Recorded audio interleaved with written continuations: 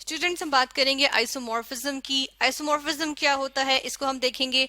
Isomorphism एक property, एक phenomena आ जाता है, ठीक है। एक्चुअली यहाँ पर हम देखेंगे, हम क्रिस्टलाइन सॉलिड्स की प्रॉपर्टीज देख रहे हैं, तो ये एक क्रिस्टलाइन सॉलिड की प्रॉपर्टी है।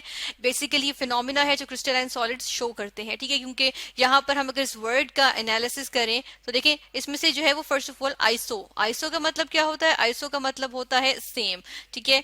देन हमारे पास है इसमें मॉर्फ का मतलब क्या होता है, मॉर्फ का मतलब होता है फॉर्म, ठीक है। FORM फॉर्म यानी कि हालत या शक्ल जो होती है, ठीक है, उसको फॉर्म कहते हैं।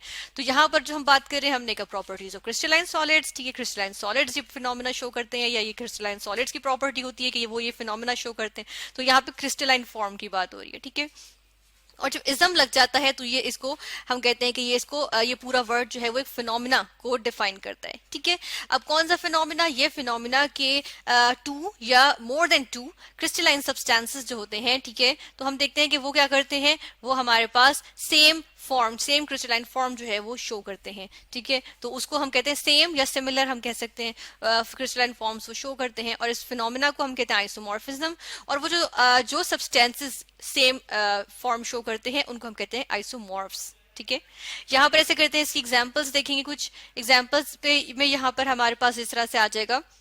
हम लेते हैं कॉपर मेटल होती है, कॉपर मेटल, ठीक है। और इसी तरह सिल्वर मेटल भी एक हमारे पास होती है।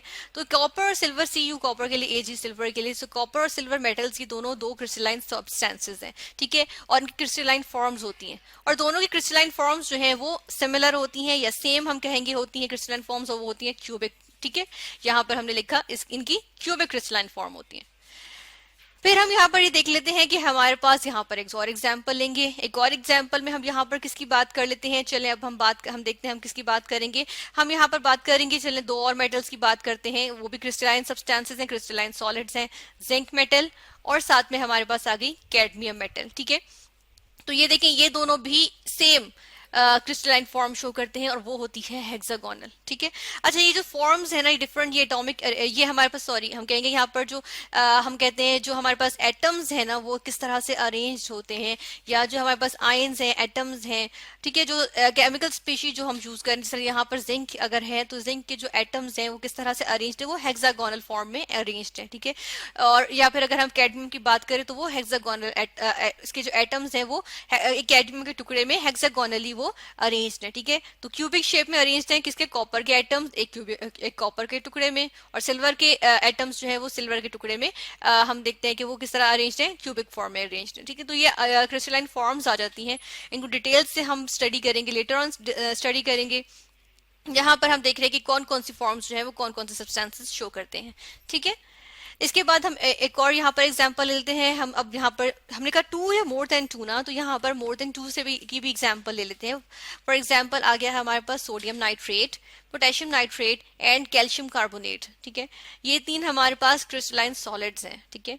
और ये तीनों क्रिस्टलाइन सॉलिड्स जो होते हैं ये हमारे पास सेम क्रिस्टलाइन फॉर्म शो करते हैं, और वो हमारे पास आ जाती है रोम्बोहीड्रल, या जिसको हम कहते हैं कि ट्राइगोनल भी कहते हैं, ठीक है। ये वाली फॉर्म ये शो करते हैं, ठीक है ना। और उसके बाद फिर हम एक और एग्जांपल लेते हैं जिसमें हम देखते हैं यहाँ पर हम सब्सटेंसेस को मेंशन करेंगे। ये 4 सब्सटेंसेस आ गए, अब हमारे पास 4 सब्सटेंसेस हैं।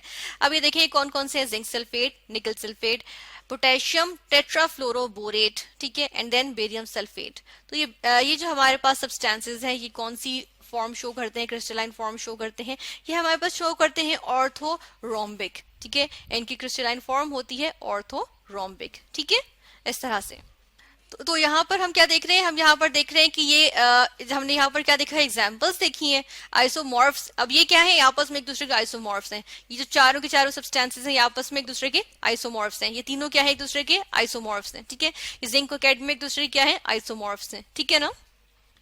यहाँ पे हमने अब क्या किया है कि 2 सब्सटेंसेस और मेंशन की हैं, ठीक है। और हम यहाँ पे देख रहे हैं पोटेशियम सल्फेट और पोटेशियम क्रोमेट। अब ये भी क्या है, ये कौन सी क्रिस्टलाइन, दोनों के दोनों क्रिस्टलाइन फॉर्म शो करते हैं ऑर्थोरोम्बिक, ठीक है। अब यहाँ पर एक चीज हम मेंशन करेंगे, यहाँ पर एक चीज हम नोट करेंगे इनफैक्ट, कि देखें जिंक सल्फेट, निकल सल्फेट, पोटेशियम टेट्राफ्लोरोबोरेट और बेरियम सल्फेट ये ऑर्थोरोम्बिक हैं और ये आपस में आइसोमॉर्फ्स हैं। लेकिन ये पोटेशियम सल्फेट और पोटेशियम क्रोमेट के साथ आइसोमॉर्फ्स नहीं है, ठीक है, इनके साथ ही आइसोमॉर्फ्स नहीं है, बल्कि पोटेशियम सल्फेट और पोटेशियम क्रोमेट जो है वो आपस में आइसोमॉर्फ्स है, ठीक है, उनके साथ आइसोमॉर्फ्स नहीं है। हालांकि इनकी देखिए क्रिस्टलाइन फॉर्म्स जो है वो सेम है, ठीक है। इसकी वजह क्या होती है? इसकी वजह हमारे पास यहाँ पर आइसोमॉर्फ्स की एक प्रॉपर्टी आ जाएगी। आइसोमॉर्फ्स की एक प्रॉपर्टी होती है वो ये कि ये एटॉमिक रेशो सेम होती है इनकी, ठीक है। एटॉमिक रेशो किस तरह से सेम होते हैं? अब देखें यहाँ पर सोडियम नाइट्रेट को देखें तो सोडियम का एटम, यहाँ पे हम एटॉमिक रेशो देख रहे हैं, ठीक है। देखिए अब इसमें अब सोडियम नाइट्रेट में क्या है, सोडियम की रेशो, सोडियम को हम ले लेंगे, इसका हम तनासुब ले लेंगे 1, ठीक है, कि ये कितना मौजूद है। अब देखें 1 है, ठीक है, एक एटम है, अगर हम एक यूनिट की बात करें। उसके बाद इसकी रेशो लेंगे नाइट्रोजन से, तो देखिए नाइट्रोजन का भी एक ही एटम मौजूद है, ठीक है। और उसके बाद ऑक्सीजन के कितने एटम्स मौजूद हैं? 3, ठीक है। तो ये 1:1:3 इसकी रेशो बन जाएगी, ये एटॉमिक रेशो है, ठीक है। अब देखिए यहाँ पोटेशियम नाइट्रेट की देखें तो इसकी भी यही बनेगी 1:1:3, ठीक है। इसी तरह अगर कैल्शियम कार्बोनेट की देखें तो इसकी भी यही बन रही है 1:1:3, ठीक है। तो यहाँ पर हमने क्या देखा कि आइसोमॉर्फ्स की क्या होती है, सेम एटॉमिक रेशो होती है। तो इसके एतबार से अगर हम यहाँ पर देखें तो इनकी एटॉमिक रेशो क्या है, हम देखते हैं जिंक या निकल या पोटेशियम या बेरियम, ये सबसे पहले मौजूद है तो 1 आ गई, ठीक है। देन हमारे पास जो दूसरा वाला एलिमेंट है उसकी भी 1 आ गई, ठीक है, 1:1 आ गई। देन हमारे पास क्या है, ऑक्सीजन 4, फ्लोरीन 4, ऑक्सीजन 4। तो यहाँ पर क्या आ जाएगी, यहाँ पे हमारे पास रहेगा 1:1:4, ठीक है, इस तरह से हमारे पास आ गई। जबकि अगर यहाँ पर देखें पोटेशियम सल्फेट और पोटेशियम क्रोमेट की, तो ये हमारे पास क्या बनती है, हमारे पास बन रही है 2:1, ठीक है, /4, ये बन रही है ना हमारे पास, ठीक है। तो देखिए ये एटॉमिक रेशियो डिफरेंट है, तो इसलिए ये आपस में आइसोमॉर्फ्स नहीं है, बल्कि ये जो हमने ग्रीन में शो किया है ये अपने ये डिफरेंट आइसोमॉर्फ्स हैं, और जो हमारे पास एक्वा में है ये डिफरेंट आइसोमॉर्फ्स हैं, ठीक है। ये हमारे पास इस तरह से आ जाएगा। तो लेकिन हालांकि इनकी क्रिस्टलाइन फॉर्म सेम है। तो यहाँ पर हमने एक प्रॉपर्टी इनकी डिस्कस कर ली।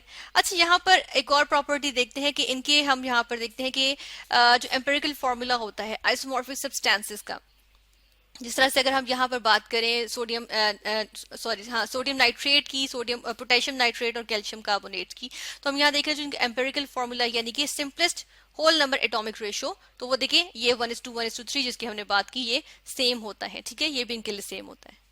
अच्छा एक और चीज देखेंगे, यहाँ पर इनकी सिर्फ फॉर्म्स सेम है, लेकिन एटम्स देखिए, एटम्स की केमिकल प्रॉपर्टीज तो सेम नहीं है ना। अब सोडियम की और पोटेशियम की प्रॉपर्टीज में डिफरेंस है, कैल्शियम की प्रॉपर्टी में डिफरेंस है। कैल्शियम कार्बोनेट एक बिल्कुल डिफरेंट चीज है, चूने का पत्थर जिसे कहते हैं, लाइमस्टोन, ठीक है। कैल्शियम कार्बोनेट बिल्कुल डिफरेंट चीज है, सोडियम नाइट्रेट बिल्कुल डिफरेंट चीज है, ठीक है।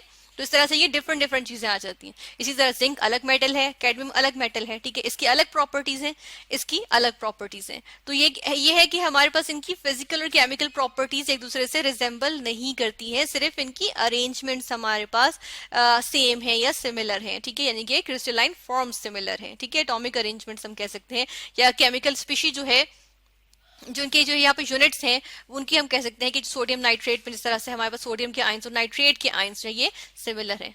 अच्छा यहाँ पे आयंस की बात की तो चले आयंस भी देख लेते हैं कि यहाँ पर आयंस भी आ जाते हैं, ठीक है। आयंस जो कि क्रिस्टलाइन या हम कहते हैं जो हमारे पास शो करेंगे, जो फॉर्म्स शो करेंगे। फॉर एग्जांपल यहाँ पे हम यहाँ पर मिसाल ले लेते हैं किसकी, यहाँ पर हम मिसाल लेंगे कार्बोनेट की, ठीक है। कार्बोनेट है हमारे पास CO3 और ये होता है -2, और साथ में हमारे पास क्या है, यहाँ पर आ जाएगा नाइट्रेट। अब देखिए एटॉमिक रेशियो सेम है ना दोनों की, सॉरी ये नाइट्रेट नहीं है जी, ये नाइट्रेट ही है, ठीक है, ये नाइट्रेट है, ठीक है। NO3 नाइट्रेट होता है ना, यहाँ पर भी हमने देखा था नाइट्रेट होता है, ठीक है। तो यहाँ पे हम देख रहे हैं कि ये इसके साथ होगा -1, ठीक है।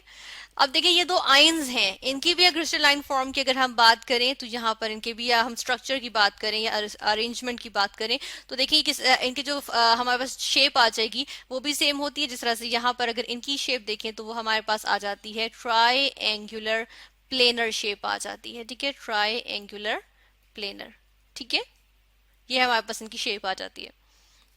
और इसके बाद हम यहाँ पर एक और यहाँ पे ले लेते हैं, दो और आयंस की बात कर लेते हैं। जिस तरह से अगर हम बात करें सल्फेट की SO4 2 नेगेटिव, ठीक है, या -2 हम लिखेंगे, और साथ में हमारे पास क्या हो, जिस तरह यहाँ पर हमने लिया था क्रोमेट, तो क्रोमेट ले लिया साथ CrO4 -2, ठीक है।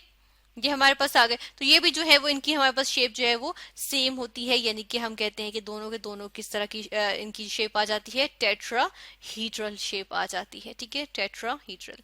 तो इस तरह से हमने यहाँ पे आइंस भी देखे, डिफरेंट सब्सटेंसेस देखे, मेटेलिक एलिमेंट्स भी देखे। ठीक है, इस तरह से हमने कैडमियम, जिंक की बात की, कॉपर, सिल्वर की बात की, और हमने देखा कि इनकी फिजिकल और केमिकल प्रॉपर्टीज डिफरेंट होती हैं, लेकिन इनके जो क्रिस्टलाइन फॉर्म्स होती हैं और इनकी जो एटॉमिक रेशियो होती है वो सेम होती है। ठीक है, तो ये इनका जो फिनोमिना होता है ये होता है आइसोमॉर्फिज्म, और ये आपस में एक दूसरे के क्या होते हैं, आइसोमॉर्फ्स।